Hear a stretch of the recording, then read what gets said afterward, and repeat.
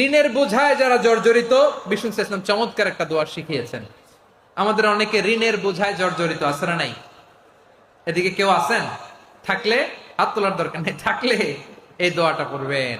এক সাহাবীর নাম আবু উমামা, নামাজের ওয়াক্ত ছাড়া উনি মসজিদে যেয়ে বসে আছে। বিষ্ণু বললেন, কিরে আবু উমামা, নামাজের তো ওয়াক্ত হয় নাই, মসজিদে কি? সাহাবী বলে, হুমুমুন লাজিমাতনি ওয়া দুয়ুন, নবী গো, ঋণের বোঝায় এমন টেনশনে আছি, ঘরে থাকতে পারলাম না, মসজিদে চলে আসছে। বিষ্ণু বলেন, আমি কি তোমার এমন একটা দোয়া শিখাবো যেটা পড়লে আল্লাহ তাআলা তোমার ঋণের বোঝা হালকা করে দিবেন?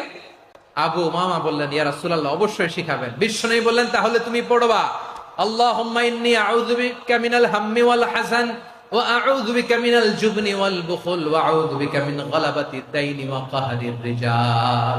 ও আল্লাহ, তোমার কাছ থেকে দুশ্চিন্তা থেকে পানাহ চাই, কৃপণতা, ভীরুতা, অলসতা, কার্পণ্যতা, এই সব কিছু থেকে, মানুষের কঠোরতা, আমার উপর মানুষের আধিপত্য এবং ঋণের বোঝা থেকে পানাহ চাই।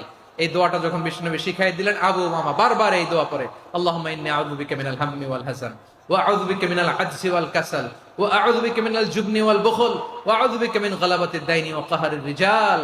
আবু উমামা বলে, এই দোয়া আমি পড়তে লাগলাম আর পড়তে লাগলাম, কিছুদিন পরে দেখা গেল বিষ্ণুনবীর শেখানো এই দোয়ার বদৌলতে আল্লাহ তাআলা আমার